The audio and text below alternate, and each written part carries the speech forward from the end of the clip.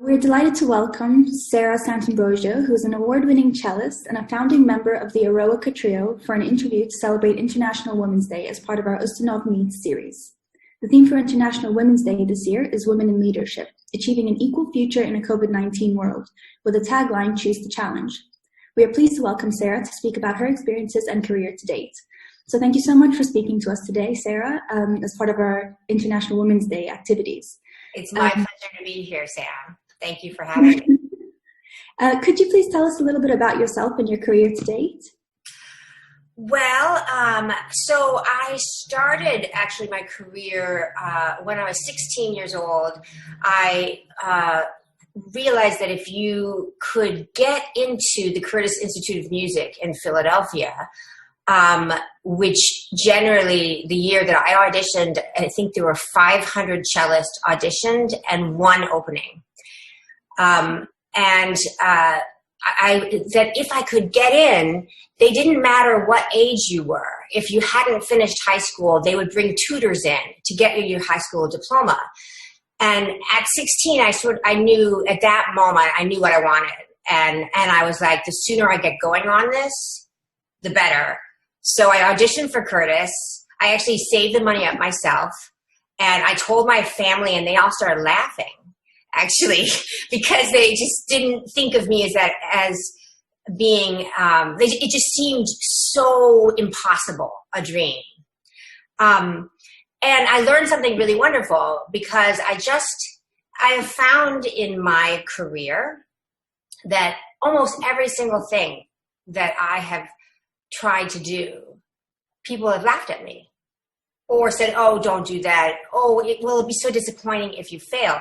But as far as I'm concerned, you have to aim for the stars, because if you fall short, you'll hit the moon. But if you don't aim for the stars, you'll just be stuck on Earth, you know? And so I feel like that was a great lesson for me. I just went about my business. I found out all the information I needed to. I sent the application in. I started practicing like insanely every day. I didn't let anything else get in the way between me and my goal. I got there. I played. I think I was the youngest person there playing at that point because everybody else was college age. And I got in.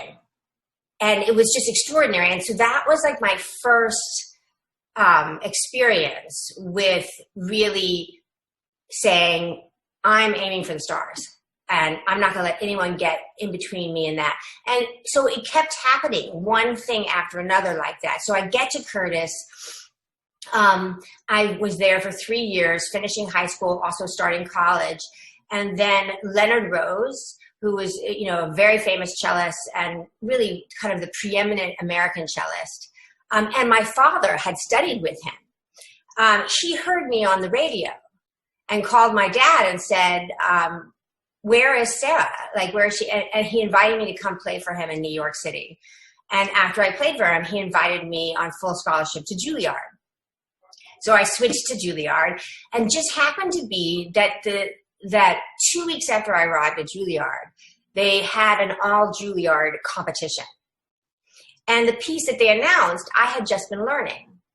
So I thought, well, I'll just try it because, you know, just to see what it's like. I've never done a competition, so I'll just see what it's like. And then I ended up winning, which was insane. And not only did I end up winning, which was the craziest part, was at the semifinals, I was the last person to play. And at that point, I was so poor. And New York was so expensive. I was living at the 92nd Street Y, MCA. You know, it's like a youth hostel kind of thing. And it took 45 minutes by bus to get from Juilliard to there. So the second I finished playing, I packed up my cello and walked to the bus station. And I'm waiting at the bus station, and some guy comes running up to me and goes, Sara, what are you doing? And I said, waiting for the bus. And he goes, you won. And I said, I won what?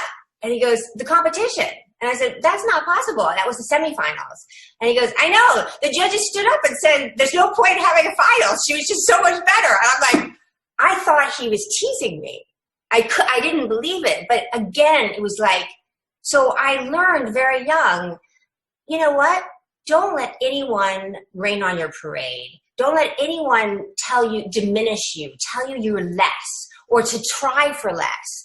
I realized the only way to achieve big things is to try big things, you know? And that was a very helpful lesson throughout my career, especially when the trio started playing together. And here we were, 3 young women in a field that didn't have a single woman in it, classical chamber music.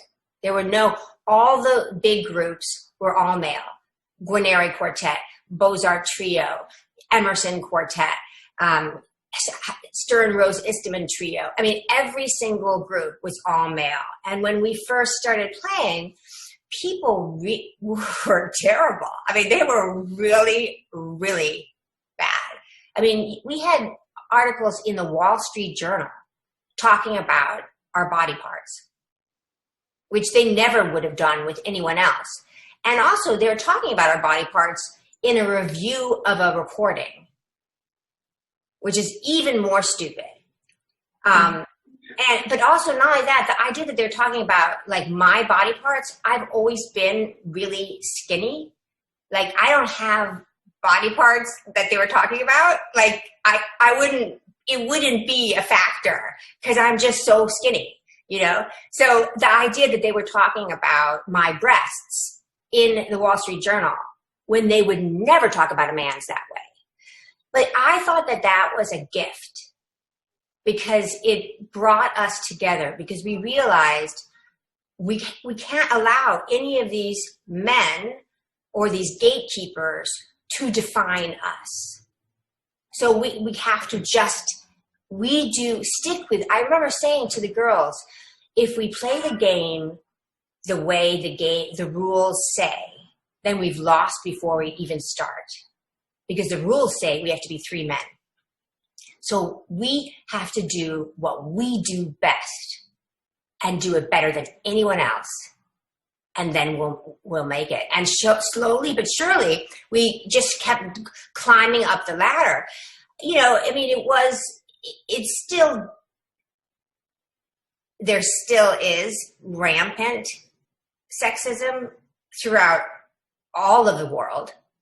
And definitely in my field, it's very much controlled by men. But it's every time one of us gets up there and we reach a hand down to try to help others, it gets easier and it gets better. And definitely I have noticed specifically that the Me Too movement has helped me enormously. Because, you know, it's because people, they're like about to do something and then they think, and I've seen the expression on their faces, ooh, she's pretty powerful now. She might actually be able to hurt me. And so they stop. And that's all I want.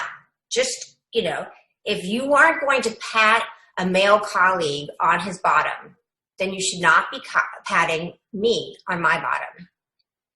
And if you don't call your male colleague honey, then you don't call me honey.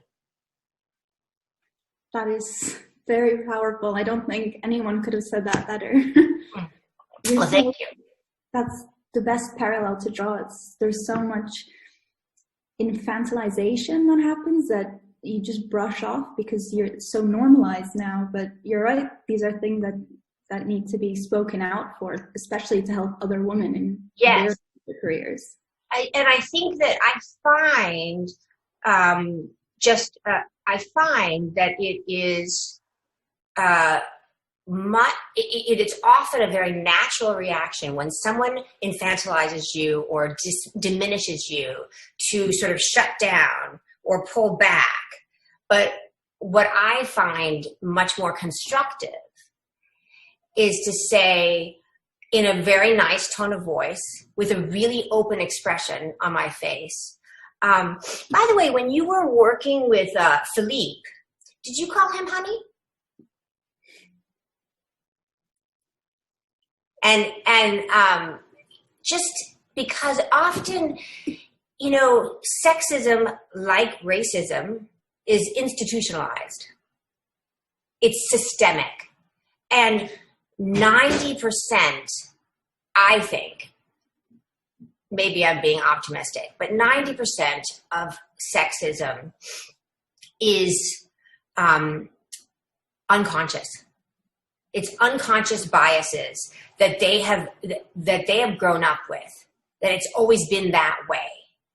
And so if you can take every encounter as an opportunity to just try to shine a gentle light on the inappropriateness of what they just said or did, you could make a convert, but if you shut down, you've lost an opportunity and you're allowing them to win, which I refuse to ever let happen.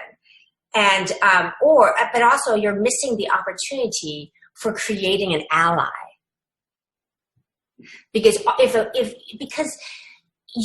ask yourself, everyone makes mistakes, and everyone will at some point in their life inadvertently, without meaning to, hurt someone's feelings. But if that person shows you how you hurt their feelings, the first thing you want to do is make amends and to fix it and to be the champion for never doing that again. So that's why I say every time these things happen, it's an opportunity to try and create an ally for all of us. So. Yeah, this notion of deconstructing norms or like normalized ideals of men and women in the workplace is perfectly fitting to this year's theme for International Women's Day, which is Choose to Challenge. Yeah. What does that mean to you personally and professionally?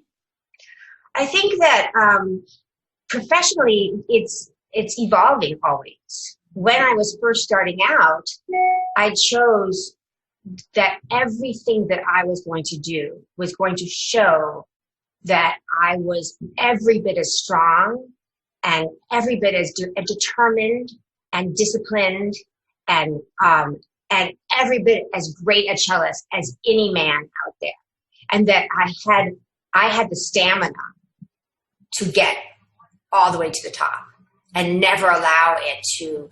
I also knew that in the solo world, some female artists had been with conductors, which then you can, if you choose, to say they only made it because they tied their fortune to this famous conductor.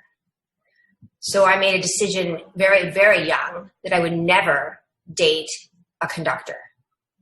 I would never date anyone in my business who could ever be thought of as having helped me, because I wanted to make sure that every single success I earned, I got the credit for. And I didn't want younger girls behind me thinking, oh, the only way I can make it is if I hook up with a conductor or a big manager or a big impresario. I mean, that's really very common. And I don't think that's good for girls.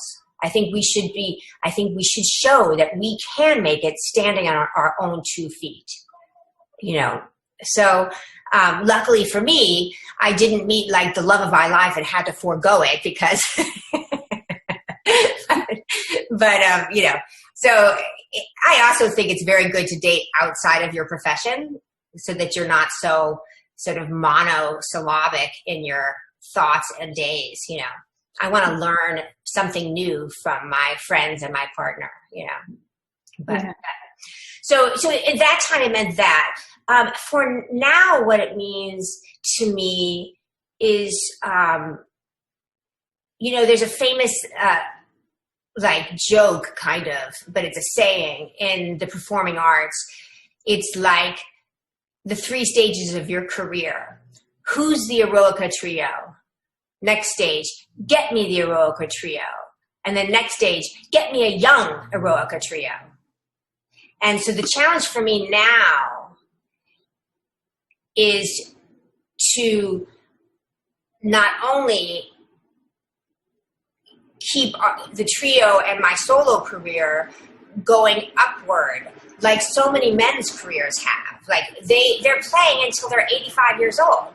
And nobody's saying, oh, well, let's get a younger Guarneri quartet or something, But with women, we have a sell-by date for some reason. And it's just so crazy. I don't understand it. So that's, for me, is the challenge, is to show that you can have a kid and still be at the top of your game. And it doesn't mean that, oh yeah, like, okay, let's get the new young one before they have kids. Because I remember having a very, very famous violinist who was a mentor of mine when I was 15, 16, saying, no matter what you do, this is like, don't get married. Don't ever get married. And no matter what you do, don't ever have a child, because that'll be the end of your career. And so I have a child. And so does the pianist in my trio. And we want to be able to prove that you can. It's idiocy to think in the 21st century that you can't have a child and also continue to grow as an artist. Because I am much better as a cellist today than I was a year ago. That's one of the extraordinary things about being an artist, is that every morning you wake up and you can realistically think to yourself, today I'm going to get better. Because you do. And that's such a great thing, you know? So I can imagine. And especially just generally having new things happen to your life changes your music, can make you more exactly. It gives you, as an artist, as a performer, the more life experiences you have, the richer an artist you are, and the more you're able to use those experiences on stage to move the audience more profoundly. So having a child just adds to the richness of what you're going to draw upon. It's extraordinary. I mean, yeah. So I felt like it immediately made an impact on my playing. Actually, it made an impact on my playing when it was in my stomach, because I was touring up until 8.5 months pregnant. And he had definitely had composers he loved. And when I was performing those, he would move closer to the cello. And then composers he didn't like, and he would kick at the cello in my stomach, which is hysterical. He was like a critic already. I was like, everybody's a critic. Even my unborn child is a critic already. Well, that's wonderful. And that's something that no one could ever say would, hinder your career in any way. Yeah. Your unborn child already be such a large part of what you decide to play and compose. Yeah, it's incredible. So it's like, yeah, and so, I feel sad for men that they miss out on that experience. It angers me that experience, women are penalized for that. Certainly in the United States, the fastest cause of poverty is childbirth. It's statistically proven. And each child you have, your lifetime income goes down. And that's insane, because if the people in power want the human race to continue, then they need us to have children. So they need to support us so that we don't look at it and go, oh, it's snowing again. Just looked out the window. Wow. It just never stops right now. The thing is that for me, I really hesitated for a long time about having a child, because I knew how much it was going to impact my career. And I wanted to get my career to a point where I thought it was solid enough that I wouldn't be hurt by having a child. And so you see more and more women delaying having children till it's too late, or choosing not to have children at all. Because, if you think to yourself, oh, I'm suddenly going to be handicapped for the rest of my life, why would you have a child? And so that's something that really, really needs to be addressed, especially in wealthy nations, because what we're finding is that in the wealthy nations, women are having fewer and fewer children, and in the poor nations, they're having more and more. Yeah, that's a very good point is that you're finding, even I know personally, I find myself saying, you know, why would I have children before 30? Why would I have children before 35? Yeah. If what it's going to do is, you know, prevent me from doing this and that, when it doesn't have to be the case. It's just something that's ingrained now. Yeah. It's so natural. And if society would support that, then we wouldn't have the sort of population crisis that we're having right now. I mean, we have nations in Europe and in Japan that have a negative population growth. That's not a coincidence, and it's not an accident, and it's not an anomaly. It is exactly what the power structures have created. And also, just thinking economically, I think this about racism and sexism. Economically, by, in some countries, not allowing women to work at all, but in other countries, putting so many barriers in front of women or people of color, you are preventing a large percentage of your population from contributing to the economy. So you're hurting yourself economically.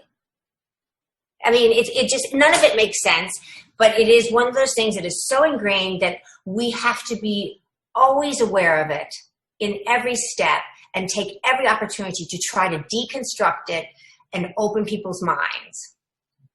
Definitely. And I think having women like you who make such an exceptional example in their field is so important, because in one of your interviews, you commented that when you first began your career, there were no successful women in classical music. Yeah. That the Eroica Trio felt quite marginalized as a group of younger female artists. Yes.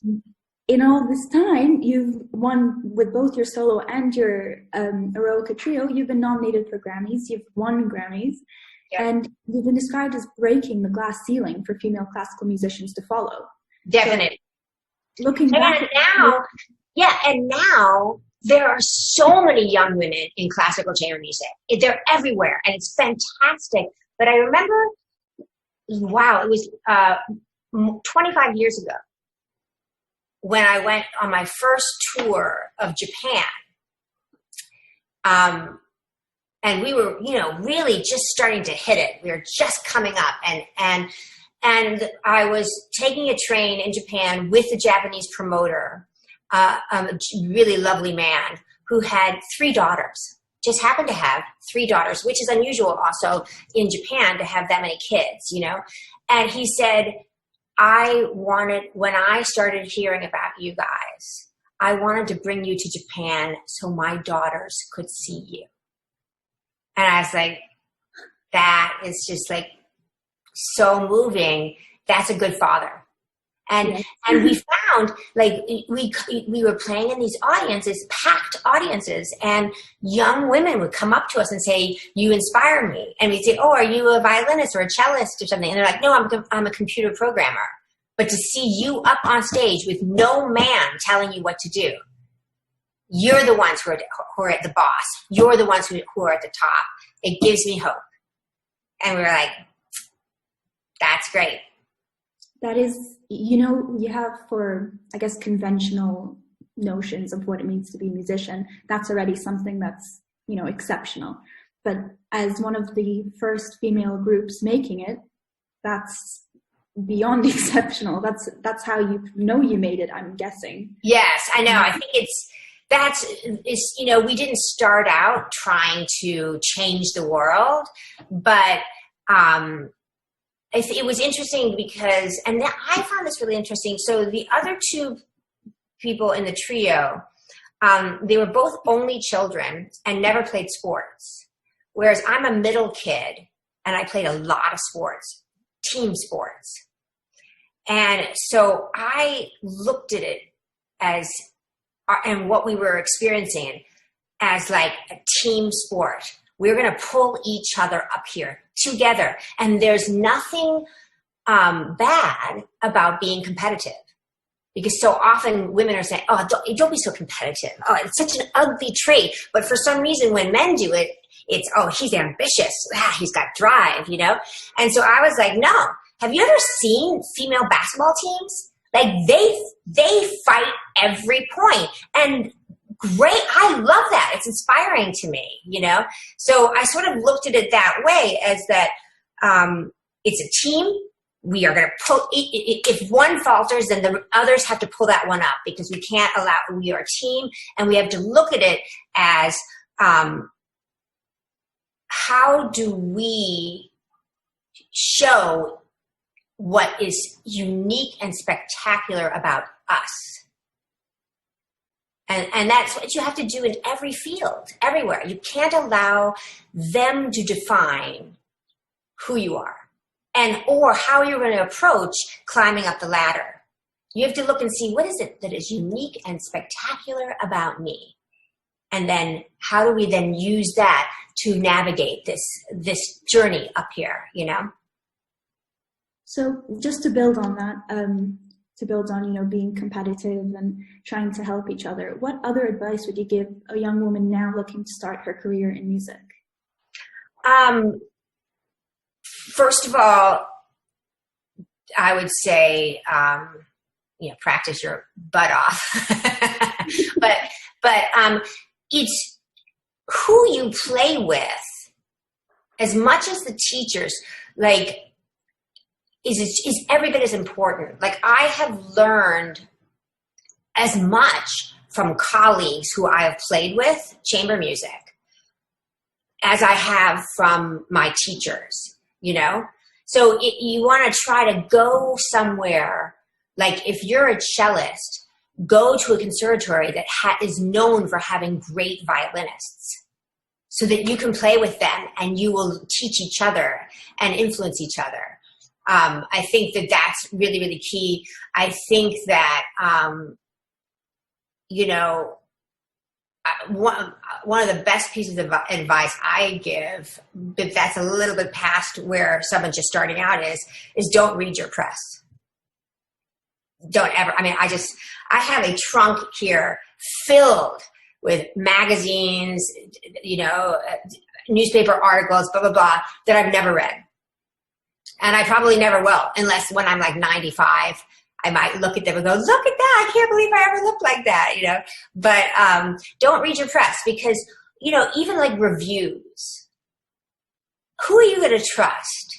You who have been working for decades and know this music intimately, or some person who came to one concert and has an opinion. Why is their opinion more powerful than yours? You know if you knocked it out of the park or if you screwed up. So I think as a young musician, the most important thing is be your greatest cheerleader and your harshest critic. You need to constantly, like the trio, it's funny because when we first started out, they used to get really angry at me about this one thing that I used to do. And now they do it without even thinking about it, and they love it, which is that as we were bowing and our heads are down, I'd be like, bar 42, you were flat on the F. And then I'd be like, okay, in the Metamoso, I thought you were rushing halfway through, you know, and they would be like, let us just enjoy the applause. And I'm like, I am, but I want to get this done while it's fresh in our memories. And then we can let go and sleep, because we know tomorrow we're going to fix this, before the concert, and it's going to be better. And now they all are doing it. Like we do it back and forth. It's hysterical. If we had microphones on, the audience would be laughing their heads off, you know. But we get it. We get the work done while we're walking on and off and bowing, and then we can let it go. Because you can't ever. The thing is, you never, as an artist, you are never finished. So you can drive yourself crazy if you don't give yourself a demarcation. So for me, it's like after every performance, I'm going through everything and thinking, okay, I'll fix this here, I'll fix that there, okay, yeah, that. And by the time I've changed out of my gown and packed my gown up and packed my cello up, I'm done. And then I don't think about it again until the next day when I first start practicing. You know, and that way I can get some rest, because you can drive yourself crazy because it's never done, and it always can be better, you know? Yeah. But that is really empowering, that your biggest advice is just to trust yourself and know that you're in the position that you're in because you're good at what you do, and no one else should be able to tell you otherwise. Yes, exactly. And I think that goes for all human beings, not just women, you know. I think that especially now with social media, it is so easy to get pulled down a rabbit hole. And to give people something that actually is incredibly precious, which is your attention. Everybody's vying for our attention. And don't give it to someone who's not worth it. It's like the old saying, to throw pearls before swine. You know, like, why would you give something that is so priceless, your attention, to someone who's only going to add ugliness? You know, so it goes back to not reading your press. But it's also, like, it's very funny. I remember one time a friend of mine said to me, oh my gosh, you have got to see this site, this chat site. They're all talking about this one music video of yours. And I said, oh, I don't need to. She goes, it's just ridiculous. I can't believe it. Because she knew that when I shot it, I was 7 months pregnant. So I was actually more well endowed than I normally am. And so I was like, okay. So I went on it. It's the only time I've ever done it. And they're talking about how I had plastic surgery, obviously. And then they were talking about blah, blah, blah. And so I finally went on. I said, have you never seen, I went on, asked myself, and I said, have you never seen a pregnant woman? Did you not notice that my stomach also was bigger? Like, well, you think I had plastic surgery to get a bigger stomach? I was 7 months pregnant, you idiots. And they were all like, oh my God, is this really Sara Sant'Ambrogio? And I'm like, yes, it is. And I think you should have better things to do with your time than talk about whether or not a pregnant cellist had a, breast augmentation. And they were like, oh, they were all so embarrassed. And I was like, have fun. Boom. And that was it. I just thought, I can't resist just on that one, just getting in there. That's why I like Chrissy Teigen a lot. Yeah. I really do. I really love her irreverence and her ability to roll with it and to be honest and to call it out when it's just ridiculous, And I also think, there's a way to state opinions on social media that is not ugly. There's nothing wrong with having a strong opinion, but you don't have to do it in a way that tries to destroy the other person. And I feel that social media is just like the new way in many ways to try to destroy women. It's creating these impossible ideals of physical beauty. It's putting so much emphasis on really ephemeral, fleeting, superficial things. But it's here to stay. So again, you use it. Like I used my social media this last year when I released my latest album, because I released it on my own personal label. So I didn't have like a big record company promoting it. And I used social media, and it dropped on, landed the first week at number 6 on Billboard. Yeah. And I had people from Sony calling me up and asking me how I did it. And I was like, social media. So, again, like when we started out with the trio, don't, use what's there for the best for yourself, but don't allow it to get into your head. Yeah, I was going to say then, is social media the biggest challenge that women especially, or just young musicians face today? But it seems, it depends on how you use it. Whatever you decide to do is what determines its use, I guess. It really does. I mean, look, I have to say, I think everything in life is a double-edged sword. The fact that when my trio started out, there were no women in classical chamber music, and at every step of the way, we were being diminished, infantilized, insulted. just outright insulted, preyed upon to the point where we'd be like jamming chairs underneath the door handles of our dressing rooms, because otherwise stage managers would just happen to walk in when we were changing clothes, and, that's unbelievably negative. But the flip side of that is that it drew us together more strongly, because we knew it was like us against the world. So it made us, and it also instilled in us. And I used to say to them, every single time we walk out on stage, we have to play as if our life depends on it. We have to be 250 times better than any other man who's alive at this point. Because if we make one mistake, they will be all over us and we'll never get another shot.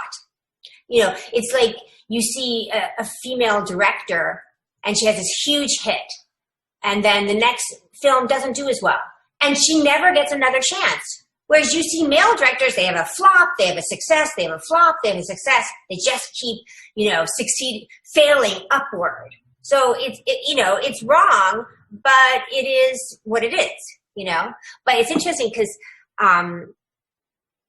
my journey definitely has really shaped the way I look at other people in other professions. I had the coronavirus last spring, and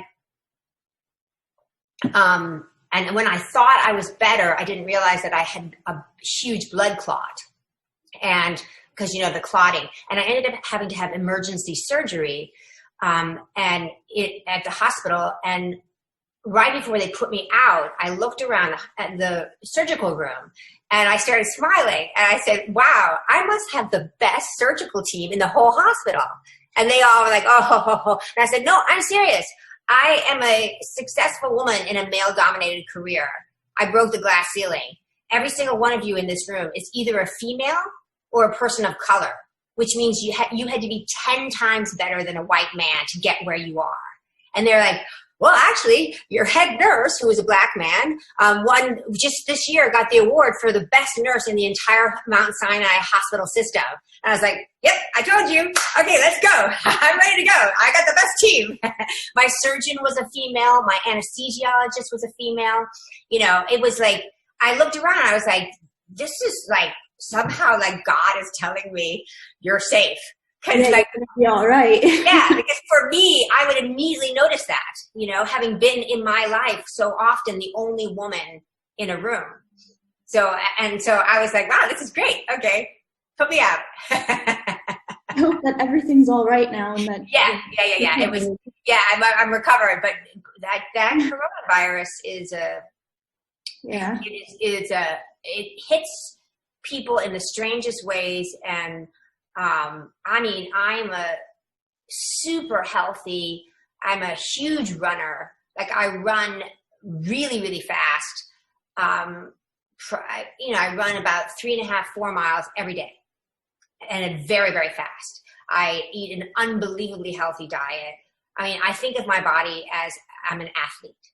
And so I keep it unbelievably strong. And it was just shocking how it just ravaged through me. I've lost some friends from it. And then a good friend of mine who also is a huge runner, it damaged his heart. And he's still, dealing with that. So anyway, but this too shall pass. Yes.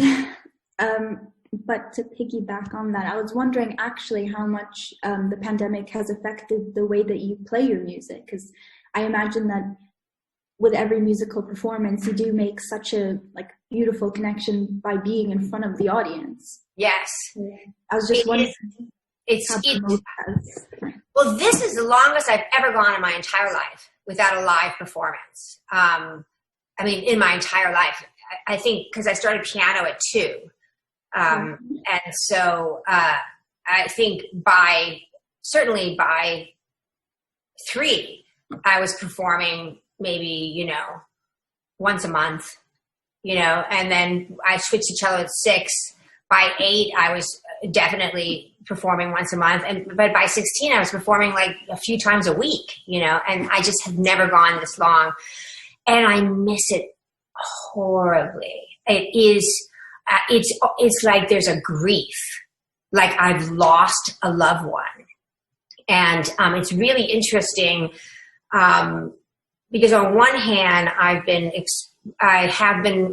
created a Patreon site where I'm recording, I'm streaming live concerts with no audience.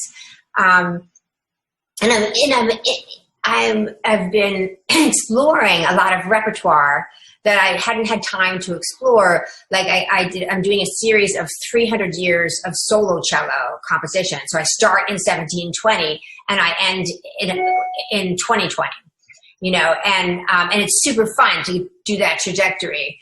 So that's really fun, but I miss, because there is an exchange of energy that happens in every concert, and each audience is unique, and they are part of the performance. They help shape the performance.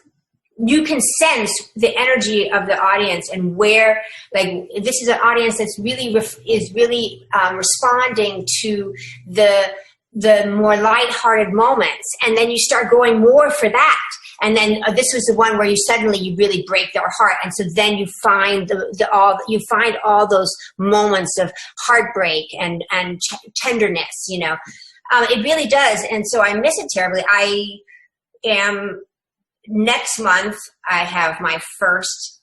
It'll have been a year. I have my first concert for a very socially distanced audience. April, I also have one concert again.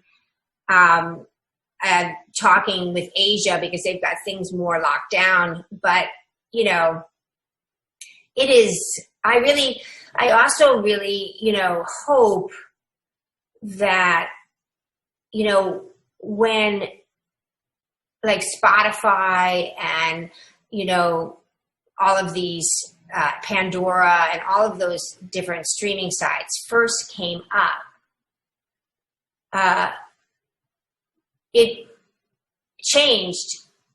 I mean, like, you can't almost afford now to make a recording anymore, because instead of people buying the recording for $10, they rent the track for 1/100th of a penny. So like when, before the streaming sites came out, I would get, every, quarter my royalty statements. And I remember when I first was recording, I could pay my rent with my royalties, and it was like maybe this thick, the pay, worldwide sales. And then iTunes came, and suddenly people were buying just one track.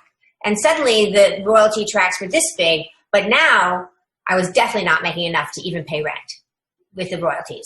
And then Spotify and Pandora came. And now I get these 1,000-page long royalty reports. And at the end of it, a check for like $17. I mean, it's ridiculous. So I worry about our field because so many people were streaming concerts for free.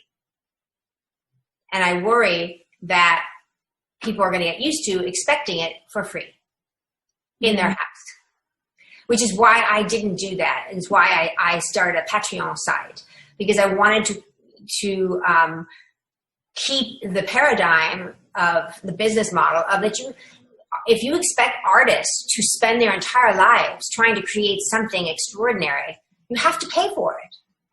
Like you pay for medicine. Well, this is medicine for the soul. And someone has spent their life. I mean, really, there's no other field other than like classical art music where you have to start at like 2 years old. And by the time you're 15, if you either have a shot or you have no shot at all. But you won't know, even then, you have to commit everything to it, but you won't know until sometime hopefully in your early 20s, There's no other field that requires that, other than like something like gymnastics, where But gymnastics is not considered a profession, really. You know, it's something that you do, but then you're going to go to college and then you're going to go get a different job, you know, and also because by the time you're in your mid-20s, it's done, you know. Whereas for classical musicians, it's in your mid-20s that you will start to find out whether you wasted your entire life or not, you know. So it's definitely, yeah, so I am concerned that, but I also think that in some ways, like what I really enjoyed about the concerts that I'm recording is that, and that I've been posting, is that it gives me an opportunity to, like, I've always been known for talking from the stage about the pieces, just telling you a little bit about the piece of music or the composer or what he was going through, to give you like a window into the intimacy of what I feel with these composers. And people really love that, it seems to be. And so this is the kind of medium is perfect for that, because I don't have to like look for a microphone and try to, and then speak and then like put the microphone down. You know, I can just talk to the camera and then play and then talk to the camera. So that was nice. I really liked that aspect of it. But boy, it's, yeah. I can imagine though that, you know, audience members feel the same way. I think, I mean, I know so many people who say that the first thing that they want to do is to go to a concert. Oh, that's so good to hear. Once things open up. So yeah. As scary as it feels, as you know, I can imagine that it must be so worrying given the situation. You know, it seems never ending, but I think music is one of these things that people always come back to and looking for that connection with the artist themselves. Yeah. That, you know, it is almost in a way, you know, there are very, very few experiences in the world today where you will sit in a room with 2,000 strangers and go through the same emotional journey together, which is an extremely healing thing, you know, because here I'm there using my pain to express the pain of this composer, and you as a listener are receiving that with all these other people. Each one of you receives it slightly differently, but you're all having this experience together, which is very redemptive and very healing, you know, and that there's almost nothing other than like organized religion, where you will be in a room with other human beings live, not with a screen in front of your face, you know? So that's, you know, that's really a very powerful thing. And in many ways, maybe we're going to need that even more when we finally come out of this. I would think so. I definitely would think so. And then just as a final question, if you could talk to yourself when you were 21, knowing what you know now, what advice would you give yourself? Oh, well, definitely. I would have bought a better cello sooner, because they, you know, they go up so darn fast. But I was always like struggling financially, you know, so I did buy a cello that actually Rudolf Serkin loaned me the money for and let me pay him back over 7 years. And then once I had that paid off, I started buying bows constantly, because every time I had any extra money, I buy a bow, because they're all going up so fast. But as far as a career, I think that, you know, I feel like I did the best that I could at every step of the way. And you can't, I'm not someone who looks back and says, oh, I wish I'd known this. You knew what you knew, and you tried your hardest. And that's what brought you to where you are. And where I am is someplace that I'm very, very happy with.